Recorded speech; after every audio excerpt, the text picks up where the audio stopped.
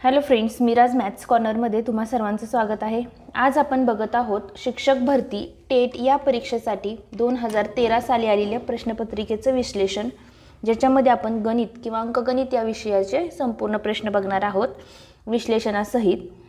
तर याच्या आधीचे 2020 आणि 2021च्या प्रश्नपत्रिकांचे विश्लेषण टाकलेले आहे। जर तुम्ही पाहिले नसेल तर ते व्हिडिओ जाऊन चेक करा, तुम्हाला डिस्क्रिप्शन बॉक्समध्ये लिंक भेटेल। तर बघूयात प्रश्न काय होता। 11/14, 13/18, 27/31, 19/24 आणि 17/19 या संख्या चढत्या क्रमाने लावल्यास पहिली संख्या कोणती? चढत्या क्रमाने म्हणजेच काय की पहिल्यांदा सर्वात लहान येणार आहे। म्हणजेच तुम्हाला इथं थोडक्यात काय शोधायचं आहे की सर्वात लहान संख्या। चढता क्रम म्हणजे कसा लावतो आपण की लहानापासून मोठ्यापर्यंत जातो, ठीक आहे। म्हणजेच सर्वात लहान संख्या तुम्हाला शोधायची आहे। आता सर्वात लहान संख्या शोधायची असेल तर इथे चेक करू शकतो आपण, ज्यावेळेस अपूर्णांक दिलेले असतात त्यावेळेस याचा अंश समान आहे का नाही आहे, छेद समान आहे का नाही, अंश आणि छेद याच्यामधला जो गॅप आहे तो पण समान नाही आहे। त्याच्यामुळे याच्यामध्ये काय करायचं की सगळ्यात सोपी ट्रिक, सरळ अंश आणि छेदाचा भागाकार करायचा आणि त्याला दशांश चिन्हामध्ये कन्वर्जन करायचं। आता इथे सगळ्याच्या दशांश चिन्हामध्ये कन्वर्जन करायची गरज नाही, फक्त पर्यायाचं करू शकता तुम्ही। 11/14ला जर 11ला जर 14ने भागलं तर तुमचं उत्तर येतं 0.78। 19ला जर 24ने भागलं तर तुमचं उत्तर येईल 0.79। 13ला जर 18ने भागलं तर उत्तर येतं 0.72 आणि 27ला जर 31ने भागलं तर उत्तर येतं 0.87। तर याच्यामध्ये बघा इथं 7 आहे, 7 आहे, 7 आहे, 8 आहे, म्हणजे हा सगळ्यात मोठा झाला, हा तर येऊ शकत नाही। म्हणजे सगळ्यात लहान याच्यामध्ये कोणता आहे? हा आहे, तेच तुमचं उत्तर असणार आहे। म्हणजे चढत्या क्रमाने म्हणजे काय, सगळ्यात लहान, आणि सगळ्यात लहान असणारी याच्यातली पर्यायापैकी पहिली संख्या कोणती असणार आहे तर 13/18 ही संख्या असणार आहे। पुढचा प्रश्न बघूयात आपण। 4, 8, 9, 2 यातील प्रत्येक अंक एकदाच वापरून तयार होणाऱ्या 4 अंकी जास्तीत जास्त संख्या किती हे तुम्हाला विचारलेलं आहे। आता बघा याच्यामध्ये ट्रिक अशी आहे, जर अंक दिलेले असतील आणि त्याच्यामध्ये जर 0 नसेल तर काय होतं की आता बघा 4 अंकी संख्या विचारली आहे, म्हणजेच तुम्हाला काय असणार आहे, असे 4 अंक असणार आहेत। इथं 4 अंक आहेत, याच्यामध्ये बघा इथं पॉसिबिलिटीज किती आहे, इथं कोणकोणते अंक असू शकतात, एक तर 4 असू शकतो, 8 असू शकतो, 9 असू शकतो किंवा 2 असू शकतो। म्हणजे इथं 4 पॉसिबिलिटीज आहेत। मग ज्यावेळेस इथला एक अंक पूर्ण होतो त्यावेळेस इथं किती पॉसिबिलिटीज राहतात? 3 अंकांच्या पॉसिबिलिटीज राहतात, कारण इथं ऑलरेडी एक अंक गेलेला असतो आणि आपल्याला काय विचारलंय की एकदाच वापरायचे आहेत। म्हणजे इथं 3 असू शकतात, इथं 2 आणि इथं राहिलेला 1। म्हणजेच यांचे जर तुम्ही गुणाकार केला तर 4×3 = 12, 12×2 = 24 हे जास्तीत जास्त अंक 4 अंकी संख्या तयार होऊ शकतात असं तुमचं उत्तर येईल, ठीक आहे। पुढचा प्रश्न बघा। सर्वात लहान विषम संयुक्त संख्या, सर्वात लहान विषम आणि संयुक्त, विषम पण असायला पाहिजे आणि संयुक्त पण असायला पाहिजे, अशी कोणती संख्या आहे? 9 आहे। आणि 2 अंकी सर्वात मोठी मूळ संख्या, मूळ संख्या कोणती सर्वात मोठी आणि 2 अंकी? 97 आहे। 97 + 9 केल्यानंतर 106 ही काय होईल, त्यांची बेरीज येईल। पुढचा प्रश्न बघा। 0.9 किलोग्रॅम, 3.5 हेक्टोग्रॅम, डेकाग्रॅम आणि हेक्टोग्रॅम बरोबर किती यांची बेरीज आणि वजाबाकी जे काय आहे ते विचारलेलं आहे। तर बघा आता याच्यामध्ये कसं होईल, आता 0.9 किलोग्रॅमला तुम्हाला ग्रॅममध्ये कन्वर्जन करावं लागेल। 0.9 किलोग्रॅम म्हणजेच 0.9 × 1000 म्हणजेच 900 ग्रॅम होतील। नंतर 3.5 हेक्टोग्रॅम, हेक्टोग्रॅमला जर 100ने गुणलं तर तुम्हाला कशामध्ये कन्वर्जन होईल? ग्रॅममध्ये कन्वर्जन होईल, ठीक आहे। म्हणजेच इथे किती येईल? 350 ग्रॅम येईल। पुढे बघा 22.5 डेकाग्रॅम, डेकाग्रॅमला जर कितीनं गुणलं? 10ने गुणावं लागेल, म्हणजेच तुम्हाला काय येईल? हे 225 ग्रॅम येईल। आणि शेवटी 9.25 हेक्टो, आधीच पाहिलं होतं, हेक्टोग्रॅमला जर आपण 100ने गुणलं तर तुमचं उत्तर काय येतं? ग्रॅममध्ये येतं, ठीक आहे। इथपर्यंत क्लिअर आहे। आता याच्यामध्ये बघा पुन्हा तुम्हाला जर याचे कन्वर्जन्स कसे करायचे माहिती नसेल तर डिस्क्रिप्शन बॉक्समध्ये एक लिंक देते, त्याच्यावरती तुम्हाला कशाचंही कन्वर्जन करता येईल. ती तेवढा शॉर्ट व्हिडिओ आहे छोटासा, तो बघून घ्या, म्हणजे तुम्हाला हे कन्वर्जन अगदी इझिली करता येईल. आता बघा 0.9 ग्रॅम, इथं बघा काय लिहिलेलं आहे 0.9 ग्रॅम, म्हणजेच काय होतील, किलोग्रॅम आहे ते 900 ग्रॅम झालं, वजा 3.5 हेक्टोग्रॅमचे 350 ग्रॅम झाले, वजा 225 आणि अधिक 925 होईल. आता बघा इथं काय होईल, या दोघांची वजाबाकी करा, 0 इथं 5, 3 आणि 4, 4 आणि इथं येईल 5, वजा 225 अधिक 925. आता इथं 25 आणि इथं 3, 325 अधिक 925 केल्यानंतर किती येतं, 1250. आणि हे सगळं कशामध्ये आहे, आपण ग्रॅममध्ये कन्वर्जन केलेलं आहे, म्हणजेच तुमचं उत्तर काय येईल, 1250 ग्रॅम. इथं ऑप्शन लिहायचा चुकलेला आहे माझा, 1250 ग्रॅम हे तुमचं काय असणार आहे, उत्तर असणार आहे. ठीक आहे, म्हणजे याच्यामध्ये फक्त काय आहे की तुम्हाला कन्वर्जन कसं करायचं हे माहिती असायला पाहिजे. जर कन्वर्जन येत असेल तर तुम्हाला हा प्रश्न अगदी काही सेकंदामध्ये सॉल्व्ह होऊ शकतो. ठीक आहे, पुढचा प्रश्न बघा, एका घड्याळात 8:20 आणि 9:08 या दोन्ही वेळी मिनिट काटा आणि तास काटा यात होणाऱ्या कोणांच्या मापातील फरक किती विचारले. आपण सूत्र काय पाहिलं होतं याचं, थीटा बरोबर 11/2 m वजा 30 h. ठीक आहे, आता बघा याच्यामध्ये 8:20 म्हणजे याच्यामध्ये आवर्स आहेत आणि हे मिनिट आहेत. मग थीटा बरोबर 11/2 मिनिट किती आहेत, 20 आहेत, वजा 30 गुणिले 8 होतील. ठीक आहे, मग आता इथं किती झालं, बे 10 म्हणजेच 110 वजा 8 त्रिक 24. 110 मधून जर 240 गेले तर किती राहतात, 130.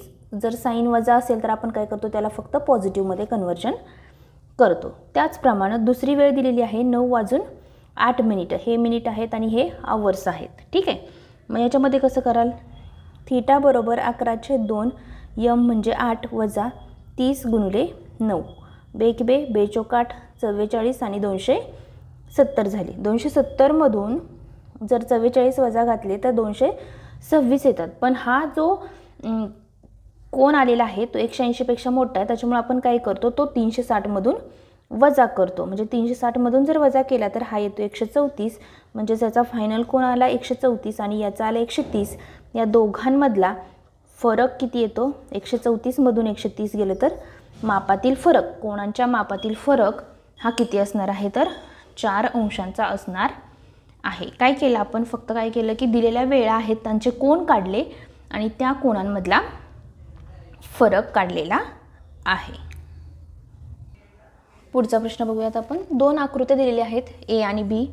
याच्यामध्ये काय दिलेलं आहे की वरील आकृती बी मधील आयताची लांबी रुंदी अनुक्रमे आकृती ए मधील आयताच्या लांबी आणि रुंदीच्या दुप्पट आणि दीडपट आहे. म्हणजे लांबीच्या दुप्पट आणि रुंदीच्या दीडपट आहे. ठीक आहे, ए मधील आयताची लांबी 20 सेंटीमीटर आणि रुंदी किती दिलेली आहे 10 सेंटीमीटर. म्हणजे ही पूर्ण लांबी 20 असेल आणि ही 10 असेल तर लांबी ही लांबीच्या किती आहे, दुप्पट आहे. म्हणजे ह्याची दुप्पट केली आणि ह्याची दीडपट केली. दीडपट केल्यानंतर काय करतो आपण, 1.5नी जी रुंदी दिलेली आहे त्याला गुणायचं, म्हणजेच किती येईल 15 येईल. इथपर्यंत क्लिअर आहे. काय केलं की आकृती ए ची लांबी दिलेली आहे 20 आणि रुंदी दिलेली आहे 10.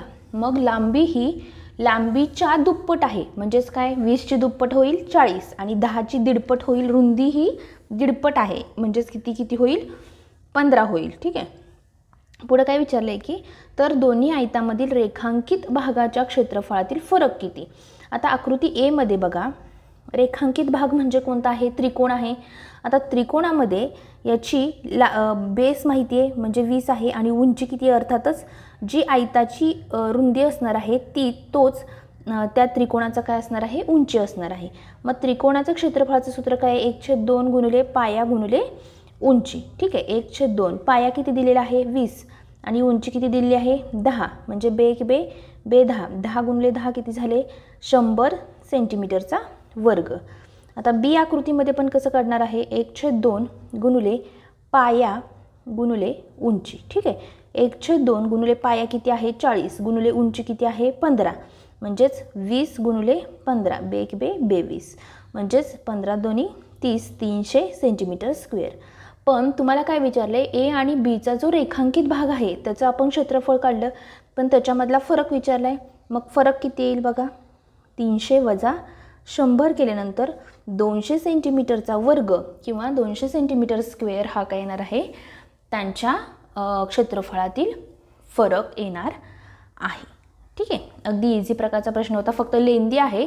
वाचत वाचत जर तुम्हाला इन्फॉर्मेशन समजली तर तुम्हाला हे उत्तरही अगदी इझिली. याच्यामध्ये काय यूज केलं आहे फक्त आपण, की रुंदी काढलेली आहे आणि लांबी काढलेली आहे. दुप्पट म्हणजे काय आणि दीडपट म्हणजे काय हे तर सगळ्यांनाच माहिती आहे. आणि त्रिकोणाचं क्षेत्रफळाचं सूत्र तर हे आपल्याला माहितीच आहे, 1/2 गुणिले पाया गुणिले उंची. तर त्याचा फक्त यूज केला आणि व्हॅल्यू सबस्टिट्यूट केल्या की तुम्हाला तुमचं उत्तर अगदी इझिली भेटेल. ठीक आहे, पुढचा प्रश्न बघा. 0.8 भागिले 16/15 अधिक 0/5 भागिले 5/8 बरोबर किती. आता पहिल्यांदा इथं 0 आहे. कोणत्याही संख्येने जर 0ला भागले तर उत्तर काय येतं, 0च येतं. ठीक आहे, म्हणजेच काय, ह्याचं उत्तर 0 येणार आहे. आणि पुन्हा 0ला जर ह्या संख्येनं भागलं तर ह्या पूर्ण टर्मचं उत्तर काय येणार आहे, अर्थातच 0 आहे. म्हणजेच काय, तुमचं कसं येईल, 0.8 भागिले 16/15 अधिक 0 येईल. ठीक आहे, आता बघा हा भागाकार आहे त्याला काय करायचं, गुणाकारामध्ये कन्वर्जन करायचं. म्हणजेच काय, जो पुढचा अपूर्णांक आहे त्याला काय करतो, उलटा करतो आपण. मग इथं 8 1 8, 8 2 16 झाले, म्हणजे इथं 1.5/2 झाले. इथं 0. बे 7 14 आणि बे 5 10 म्हणजे 0.75 हे तुमचं काय असेल, उत्तर असेल. इथं काय केलं, कोणत्याही संख्येला जर 0नं भागलं तर उत्तर काय येतं, कोणत्याही संख्येनं जर 0ला भागलं तर उत्तर 0 येईल. आणि इथं 0 आलं तर 0ला पुन्हा एका अपूर्णांकानं भागलं आहे म्हणजे उत्तर काय येणार आहे, अर्थातच 0च येणार आहे. आणि मग राहिलेला जो ब्रॅकेट आहे त्याचं सॉल्व केल्यानंतर तुम्हाला 0.75 एवढं उत्तर येईल. पुढचा प्रश्न बघूयात आपण. 500 मीटर लांबीची आगगाडी ताशी 60 किलोमीटर वेगाने धावते, तर तिला 700 मीटर लांबीचा पूल ओलांडण्यास किती वेळ लागेल. आता पहिल्यांदा बघा, पूर्ण लांबी किती येणार आहे, 500 मीटर अधिक 700 मीटर. ठीक आहे, म्हणजे टोटल लांबी किती झाली, अंतर किती कापायचं आहे तिला, 1200 मीटर. वेग किती दिलेला आहे, 60 किलोमीटर. आता हे मीटर आहे, हे किलोमीटर आहे.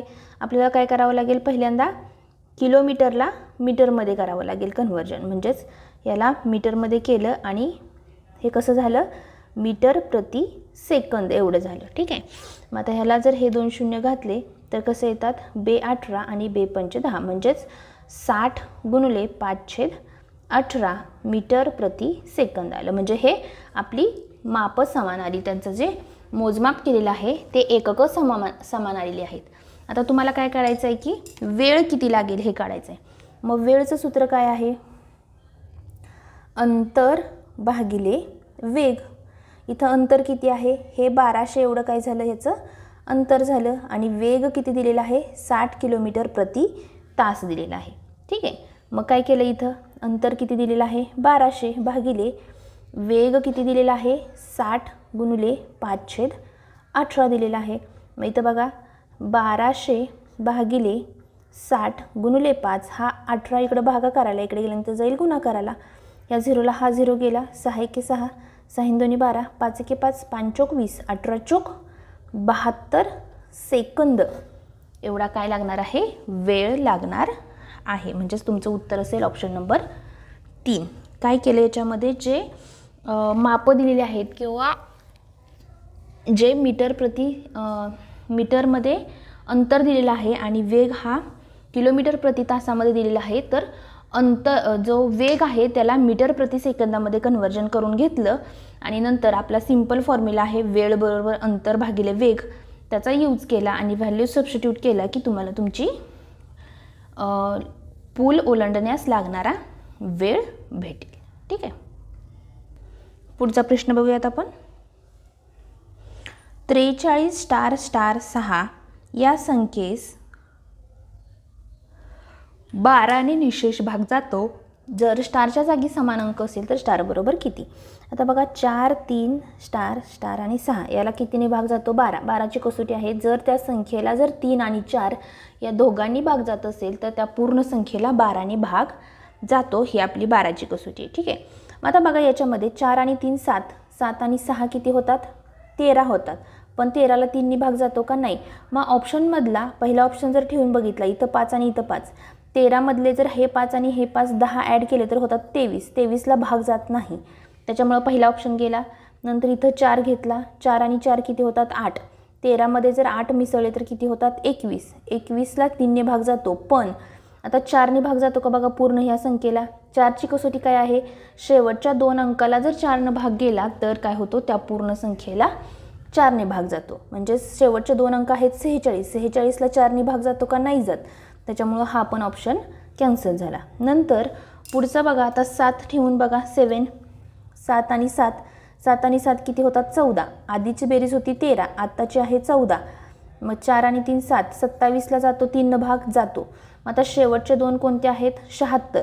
76ला 4ने भाग जातो का, 4 एके 4, 4 एके 4, 4 नव्वे 36, म्हणजे 76ला भाग जातो. त्याच्यामुळं इथं काय येईल की ह्या संख्येला 12ने निशेष भाग जाण्यासाठी 7 हा अंक स्टारच्या जागी असणं गरजेचं आहे. त्याच्यामुळे तुमचं ऑप्शन नंबर 3 हे उत्तर येईल. ठीक आहे.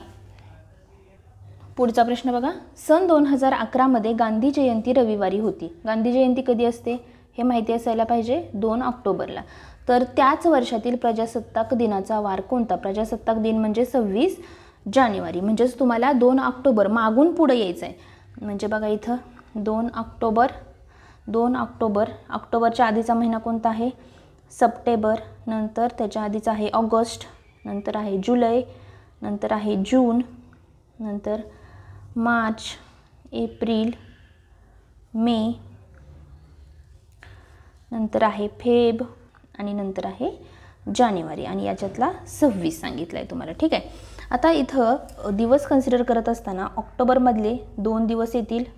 ठीक आहे. नंतर सप्टेंबरमधले किती येतील बघा, 2च दिवस राहतील, कारण हा 30 महिना आहे, 30चा महिना आहे. नंतर इथं 3 राहतील. इथं काय राहील, जुलैमध्ये 3, जूनमध्ये 2, मार्चमध्ये 3,